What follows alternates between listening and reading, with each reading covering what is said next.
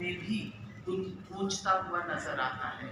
सर्वदलीय बैठक आपने बुलाई, इसमें राहुल गांधी जी नहीं आए, स्टालिन जी नहीं आए, अखिलेश जी सांसद हैं फिर भी नहीं आए। मैं पूछना चाहती हूँ, क्या सरकार विपक्ष को मैनेज नहीं कर पा रही, या ये विपक्ष है कि मानती ही नहीं?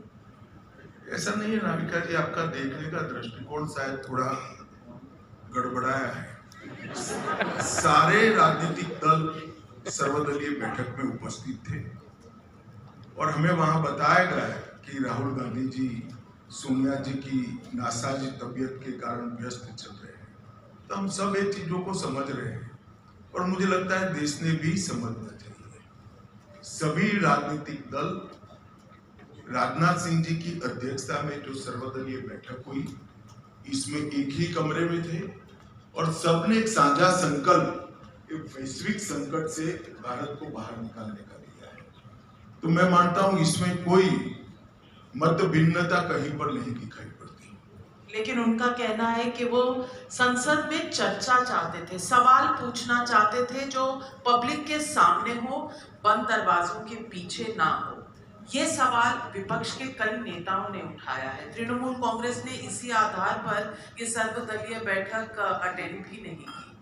आपको लगता है इस पर पार्लियामेंट में ट्रांसपेरेंट डिस्कशन होना चाहिए? देखिए, तृणमूल कांग्रेस के लिए तो मैं कुछ कह नहीं सकता। वो इसलिए नहीं आए या चुनाव में डर के मारे प्रचार से निकल नहीं पाए, मैं भी समझ में नहीं आ रहा है। परंतु मैं इतना निश्चित कहता हूं कि पहली बार कोई वैश्विक संकट नहीं आया है, कई बार आए। और जब डिप्लोमेसी इन्वॉल्व होती है, जब इस प्रकार के संकट इन्वॉल्व होते हैं, इकोनॉमी के बड़े बड़े फैसले इन्वॉल्व होते हैं और विशेषकर जब डिमांड सप्लाई गैप के बारे में चर्चा करनी होती है, तो चर्चाएं सार्वजनिक नहीं होती। इससे पैनिक खड़ा होता है और संकट को निपटने में तकलीफें आती हैं। ये सभी लोग समझ रहे हैं।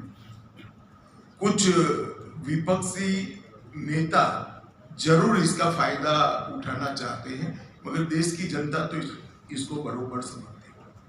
अमित शाह जी, फिर ये सिलेंडर की लाइनों की बात होती है, लोग अपने राज्यों में कहते हैं कि सिलेंडर की किल्लत है, सरकार की प्लानिंग में कहीं ना कहीं कोई कमी रह गई। बल्कि लोगों को तो ये भी चिंता है कि पाकिस्तान मध्यस्थता कर रहा है और भारत साइड में खड़े होकर देख रहा है, हमारी फॉरेन पॉलिसी में कुछ कमी रह गई। देखिए नाविका जी, अच्छा किया आपने सवाल पूछा। मैं आपके टाइम्स नाउ के समिट के माध्यम से देश की जनता को कुछ जरूर कहना चाहता हूँ। जैसा कि आपने शुरुआत में कहा है, वैश्विक संकट हमने देखना पड़ेगा कि पूरे विश्व भर में क्या हुआ है।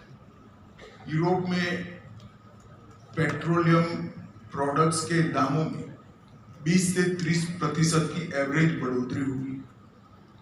यूके में 7 से 13% की हुई, ऑस्ट्रेलिया में 18% की हुई, अमेरिका में 17 से 34% की हुई, वियतनाम में 50% की हुई है, पाकिस्तान में 17 से 20% की हुई है, कंबोडिया में 19% की हुई है और नाइजीरिया में 40 से 48% की दामों की वृद्धि हुई है।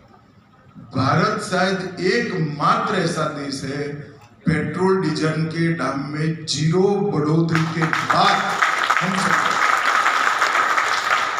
और दूसरी दृष्टि से देखिए, आज प्रधानमंत्री जी ने रामनवमी के दिन देश की जनता को एक बड़ा तोहफा दिया।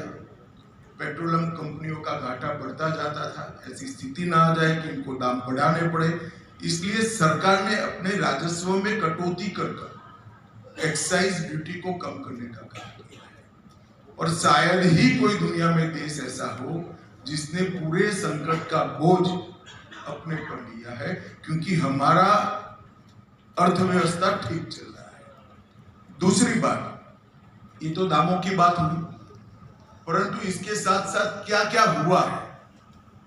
फिलीपाइंस में राष्ट्रीय आपातकाल घोषित कर दिया गया है। श्रीलंका में 8 लीटर पेट्रोल का 8 लीटर से किसी को ज्यादा नहीं मिलेगा, इसका रेशनिंग किया गया है। थाईलैंड में घर से काम करने की सूचनाएं पारित कर दी गई है। वियतनाम में उड़ानों में कमी कर दी गई है। बांग्लादेश में बाइक के लिए सिर्फ 2 लीटर ही ईंधन मिलेगा, ऐसा रेशनिंग लागू किया है। पाकिस्तान में हफ्ते में सिर्फ 4 ही दिन काम हुआ है और आप आज यहाँ पर समिट कर रही हो। पूरे देश